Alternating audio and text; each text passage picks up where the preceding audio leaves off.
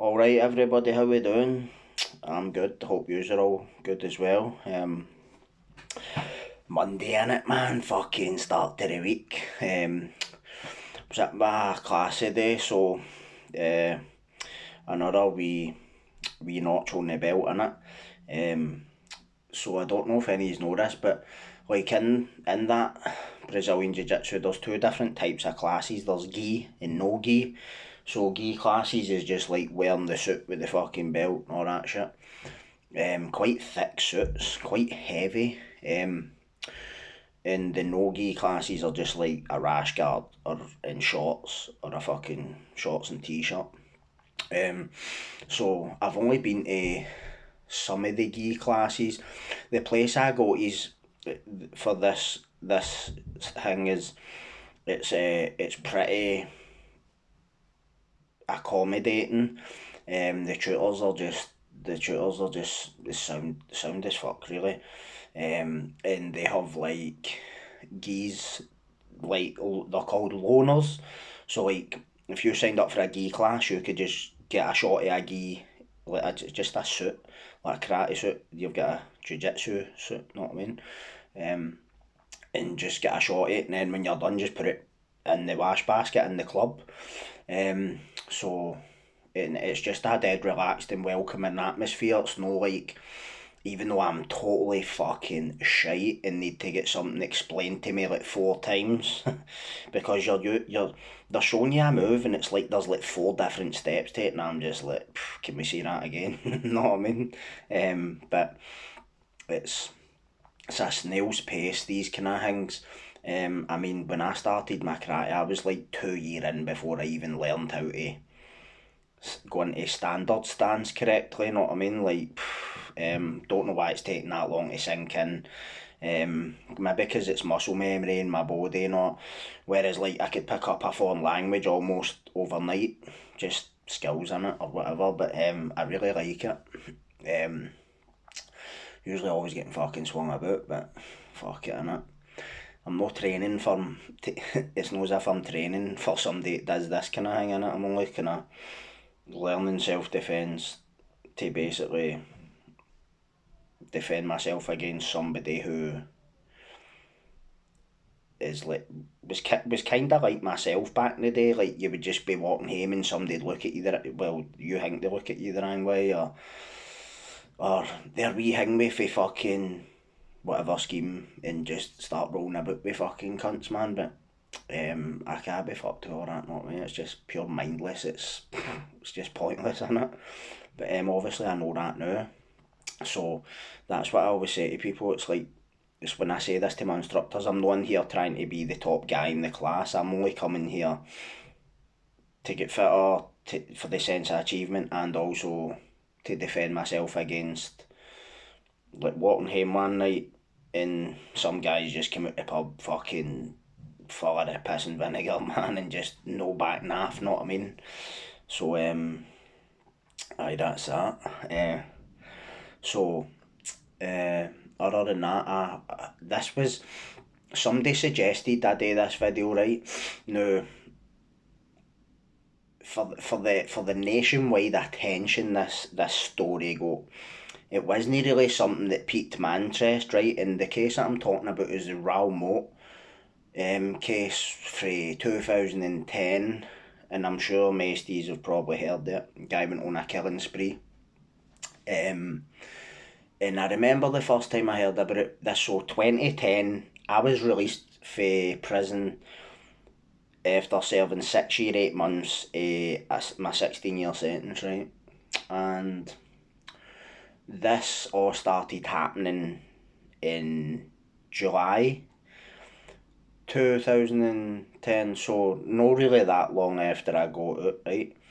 And what happened was, so this guy, mid to late 30s, Raoul Moat, he was in prison for, I believe it was assaulting a 9 year old relative, right? Battering, I don't know, right? It was assault. That was the charge, but I couldn't really find anything on the particulars of that charge. Um, and I don't know what the story was behind it or anything like that. I just know that's what he was in for, and it's been clear that all his life he was somebody who was he was known to the police, right? But he didn't he didn't have like pure pay like fucking millions of convictions, if you get me. He wasn't like pure a prolific criminal or anything like that. But it's what's clear from my research and looking into it is that he had a serious mistrust at any kind of authority, be it social services, who I have my own kind of suspicions of, and the police, right? And I can identify with the social services one because obviously, like telling them things in confidence and then it blows up in your face when you're a kid, or um, try to play mental chess with you in prison. Not gonna lie, I don't really have a mistrust of the cops because they've never done anything to me other than do their job. And I'm just being real about that. They've never fitted me up, verbaled me, and I know there's a lot of people that has happened to, and I think the cops that did do that were just scum because you're betraying your oath, you betray everything you stand for. To me, that's the worst type of person. It's like a doctor with a Hippocratic oath and then fucking going out and murdering people, or like your Mengeles and your Shipmans and all that. You're just the worst form of fucking human ever because you're the total antithesis of what you portray yourself to be. So, but I believe that Raoul had a mistrust of the social services because I believe that what they were saying was there was a lot of kind of, I think there was like a lot of kind of times when they were called out because he was being quite aggressive with his partner. And he was a big boy, man, a fucking big boy, you know what I mean? He's like 6 foot something. I believe that he was into his weights and all that, so would have been a fucking big lump of a boy, you know what I mean? No, and he didn't come across as somebody who would have took shite, and I believe that there was some kind of links to organised crime in Newcastle area, somewhere around about outside, maybe outside Newcastle, because this is where all this is all kind of happened, Northumberland, round the periphery of Newcastle and that. So,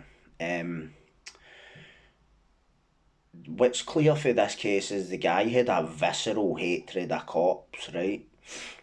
And that was what's really stood out to me. And while he's been away serving this sentence for the assault, the mother of his child had basically cut ties with him and told him she was in a new relationship, and told him the guy's a karate instructor, which the guy was, and she also told Raoul he's a policeman, which he wasn't. No. This lassie, her name was Samantha Stobart, I think, who's the mother of his kid, or kids. I believe it. She told him that thing. He's never gonna come near me. He hates cops. But clearly it had the opposite effect because when he's found this out in prison, but I think she was being for what I understand for looking into it. Apparently she was being quite inflammatory about it, like he'll fucking put you in your arse, or don't come, or whatever, man. Just but who's to know? Who's to, you don't ever, well, I don't ever think, you don't ever think somebody's gonna snap this fucking bad. Maybe try and swing a few punches at you in the fucking street or something. No fucking go and get tooled up, suited and booted and fucking blow you away in the fucking street, know what I mean? And that is what happened. So when he was in prison, he had a couple of people visiting him who were like close associates, and he was speaking in coded language, obviously, which a lot of guys in prison and the criminal fraternity do. There's just all these crazy references that just could be, they just sound innocuous, but they can be talking about anything, could be talking about white, brown, pink, yellow, whatever, fucking shooters, anything at all, man. It's just, obviously it's to throw off unwanted attention, earwigs, fucking whatever, microphone, maybe even if there's an electronic microphone somewhere for the kind of higher end guys, not me. But he's ended up sourcing a shooter, and what's happened is he's got out and started putting his plan into action. Now I could guarantee you, man, the whole time he's been sitting in that jail, right, thinking about what he was basically making it was the love of his life, right? Gone with a cop, like, for what I can see, what I think, basically it's just my kind of uneducated opinion, that must have just set him on fire for the inside, man. To be able to go and do what he done, it must, because I know a bit about rage through the things that I done in the past and being a different person to who I am now. But this is another level of fucking rage. This is like a volcano just setting off. Do you know what I mean? Because I believe that there was a kind of history, like, because he grew up with his mum and that, with his grandparents, because I don't know if he knew his dad, but his ma was, I believe his ma had like mental health issues, manic depression, she was in a psychiatric hospitals not, and manic depression is a serious, pretty serious disorder to have. 1 minute you're fucking sky high, next minute you're just crashing and burning. Seen a couple of cases on my travels. So there might have been some sort of predisposition there. Fuck knows, do you know what I mean? But when he's got out of prison, he was only out like 2 days, right? And he's wrote all these letters and fucking, like, the guy, it was like writing his will and testament sort of thing, but he's writing letters to fame, whoever, and like, take my motor and sell it, and so you can clearly see that he knows there's no way back for what he's about to do. So there's a high degree of planning there, premeditation and all that. So he wasn't off his rocker, he wasn't psychotic or mentally ill by any kind of medical definition. Because he wouldn't be able to do all that if he was, do you know what I mean? It's just, that's it, you know what I mean? You don't need to be a psychiatrist to see that. So apparently what he's done was went and, this is what he said, they said he went to the house of his ex-partner and he crouched under the living room window, right, and was listening to them talking about him, and they were laughing about him and mocking him and all that. And I don't know if he was spotted and the guy went out to confront him. I think his name was Chris something, funnily enough. I can't mind the guy's second name. I think either Chris has went out to confront Raoul because he's heard him maybe fucking rustling about, or he's lured him out, or he's waited on him coming out. But when he's came out, he's blasted him with a shotgun 3 times.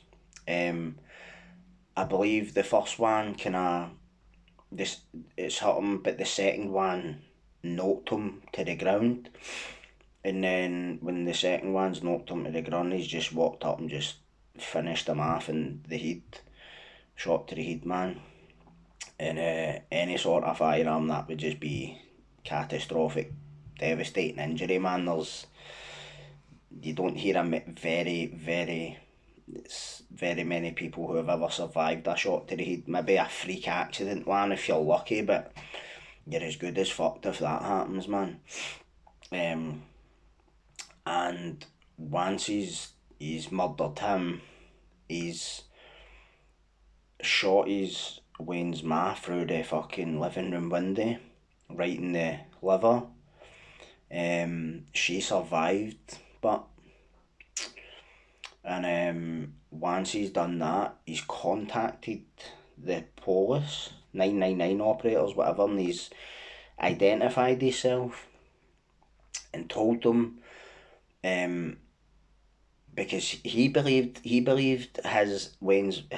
mother of his son was dating a cop, which the guy wasn't a cop. He was a fucking karate teacher, so guy's obviously going to be a handful going toe to toe with him, know what I mean? But and anybody who's untrained to go toe to toe with a karate instructor's just they probably would be meant well. It wouldn't last long, I don't think, man, because like I've held the pads for like my instructor, man, and I remember my shoulder looked like beetroot, and this is holding a big thick pad against my shoulder. Like if this guy kicked you once in the chest, if the pad wasn't there, you would probably die or you'd be in hospital for a very long time, man.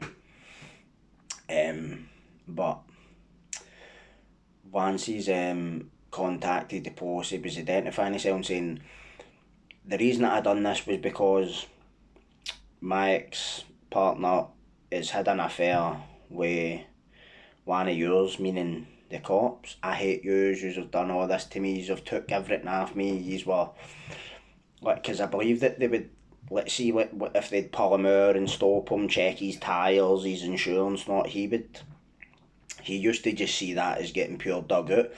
And I suppose if you're a bit on the para side and you're working with guys with organised crime links, you're like, I'm not gonna lie, if I was working with anybody with any sort of organised crime links, I would be thinking every time a cop stopped me, it was at the direction of somebody in a suit. It wasn't just a random stop and search or whatever. So, but if you're rolling in the circles, you've got to expect that. It's like you can't if you're causing trouble in school, you can't greet when you get fucking sent to the headmaster's office. Do you get me? It's just to me that's just an extension of that. It's like the next level up. It's like courts and all that. And if you're kind of involved in that kind of behaviour, it's just part of the job description. Do you know what I mean? So,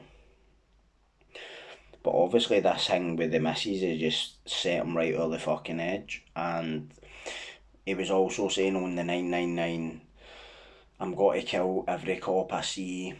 Yous are all fucking getting done. I'm no hiding for yous. I'm coming for yous, and you know what I mean? If he's just shot somebody, well, if he's just shot two people, then got to take him at his word then by that point, ain't you, fuck's sake? But I think it was the next night. But all the while we've been doing this, I might need to interject here, all the while he's been doing this, he said two accomplices, right? One of them was like a workmate. The other one, this Asian guy, can't mind his name. It was either Indian or Pakistani, this name, right? The other guy was, his name was something Ness, can't mind. But they've been kind of meeting up with him, giving him supplies, all this kind of shit. So by this point, you're involved in a murder investigation at this point. You're no a witness, you're a co-accused by this point, know what I mean? Fuck. So the next night or whatever it was, he's snuck up on this copper sitting in his motor and just blasted him twice through the fucking side window. And ironically enough, this copper had actually stopped Raoul Moat and impounded his motor or his van. sometime before this. Now I don't know if he knew that when he targeted the guy, or it was just a fucking freak random thing that it was like, oh fuck, imagine meeting you here sort of thing, know what I mean? Have this, so see like that kind of shit. But my money says he's just seen a post motor and fucking rocked up, and by pure fucking happenstance it's been somebody who he's had dealings with in the past. And this cop was blinded, and fucking I seen the picture of his face, man. Wasn't he nice? Know what I mean? So after that, he's just been contacting the post all the time and saying, I've just, because I think Raoul believed that he'd killed this guy, and if you're basically shooting somebody at point blank range through the side of a motor window, you're gonna assume, especially shooting them in the fucking face, you've got to assume you've killed them. Maybe the windy slowed the pellets down or something, or it would, I don't know. I don't see you surviving, or maybe it was too far away and the windy slowed the pellets down for it to be fatal. I don't know. But that guy, David Rathband, his name was, he actually survived the initial attack, but I think because he was blinded for life, I think the guy just couldn't cope and the guy committed suicide, not him. But when all this was going on, obviously, because he's been taunting the police through phone calls and leaving big fucking scripts, writing shit on Facebook, all this kind of stuff. This was one of the biggest manhunts in UK criminal history. And funnily enough, when I was looking it up, the RAF, right, the Royal Air Force, know what I mean, had a reconnaissance jet out with a fucking, can't mind the name of this, but it's like a surveillance tool. It's like military grade shit, obviously, and it's like can spot body, but it's better than anything the police have got. The military shit always is, isn't it? So they've had a recon jet out, fucking, they've had, I think like 10% of the police force out looking for him, because this was fucking huge. Some of you will probably even remember it. Do you know what I mean? So they've tracked him to this kind of riverbank, but in the meantime, the two guys that were helping him, he's been claiming they're his hostages, and I think that's just to be, he's just trying to do the good thing, and anything happens, see, like, we've all been there, somebody says to you, you come with me, but if anything happens, I'll plead to get you off it, or whatever. I think maybe it's been one of them ones, but fucking shooting coppers, know what I mean, and basically going on a killing spree. Like, it's one thing, fucking killing somebody's one thing. I don't mean to sound flippant about that, but see, when you start killing cops, man, it's just a whole different ball game, man, know what I mean? So obviously this has been a national news story when all this is going on. And the media would have loved that because of the fact that he's dialoguing with the cops and all this shit. But there was a lot of kind of newspaper articles, and some of them were pretty unflattering, saying like the Man Mountain with the wee willy problem and all that. So he's been reading this, hasn't he? And he's ended up phoning in and saying, next thing I read in the paper that's a lot of shite about me, I'm going to start killing innocent members of the public, know what I mean? So, because I believe at first what he was saying was, the public have nothing to fear for me, only the cops. If I see a cop, I don't care who it is, I'm blasting them. But then when he started reading all this shit, he just said, I'll start killing innocent people now. And you've got to kind of, he must have just been able to do that all along. Obviously, if you can kill somebody, know what I mean? Like that, like the way he done it, it wasn't self-defence, he was just fucking, he just lost it. And they've tracked him down to this riverbank, right? So they've surrounded it. So there's no way out from it at this point. But he did always say, I'm not coming in alive. You're going to have to kill me. So obviously you're thinking suicide by cop, basically forcing the coppers to kill you. and they obviously had a firearm at this point, so and he's already used it, so 3 times, 4 times, whatever it was, so you got to assume he's got to fucking use it new and on it. But the one of the fucking weirdest things about this was Gaza, right, rocked up with a fucking fish supper and a fishing rod and all that. Now, I remember when I heard that and I says to somebody, he's been full of gear or something, right? And see, the fucked up thing was, see, when I was looking this up in Gaza, was like that, right? This was nuts. I'd just taken 14 lines of coke before I went down there to see him. Like, what the fuck, man? I was like, he must have been out his tits, man.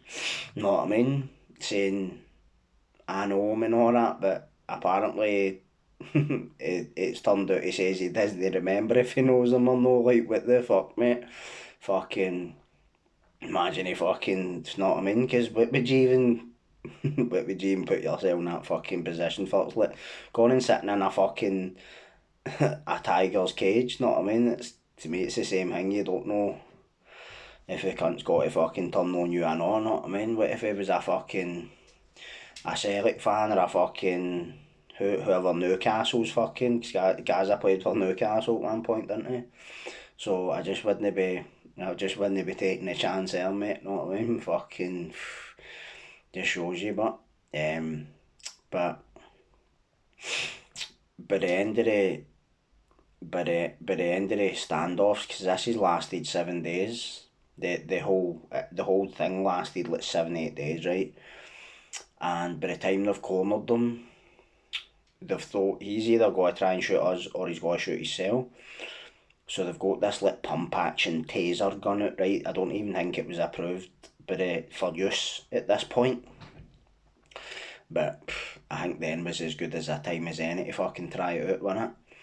So he's pointed this fucking gun at his head and they've shot him with this taser, but it's fucking bounced off him.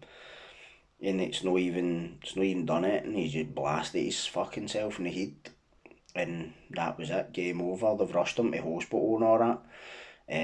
But no surviving that, mate. Point blank range with a shotgun to the head. Know what I mean? That's no chance, mate. Punched a hole in his skull. But the two guys that were helping him, I believe, one got like a life sentence with a 40-year rec, and the Asian guy got like a 20. So what the fuck was he getting? He would have got natural life. He'd have been buried. Because you know that English system's different to us now. We used to have A-cat, B-cat. No, I was a B-cat in the YOs on a strict escapee for fucking 2 years or something, I know. So kind of like B plus in it. But I don't fancy that A-cat shit, man. See, when you see some of these stories, like these A-cats that are coming out and talking on their podcast about the fucking shit they need to get through the strip search, and it's not even, I've had plenty of strip searches, but no, every time I go in and out my fucking cell, know what I mean? Like, for fuck's sake, mate, like, tell you what, man, I'll no do nothing if you fucking leave me alone, innit? Fuck's sake, man, fucking, the red light on all night, no, off what? Come to your door at fucking 2:30 in the morning telling you you're getting shipped. We don't do that up here, man. We've done something to our system. It's now high, medium and low. It really doesn't mean fuck all anyway, you know what I mean? A low risk. Just means you can apply to go to the open, just doesn't mean you're getting it, you know what I mean? Fucking lot of shit if you ask me, man. I was a low risk for fucking years, mate, and had nothing to show for it, mate. Fuck it, but sitting here now, innit? Know what I mean? But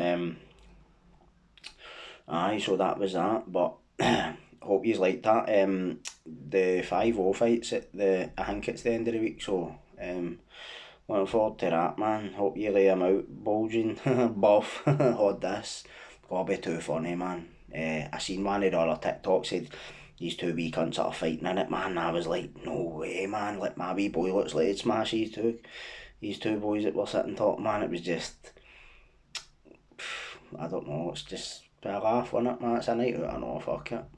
But I need to go check my washing now, so you take care, and I'll see you next time I'm on, right? Right.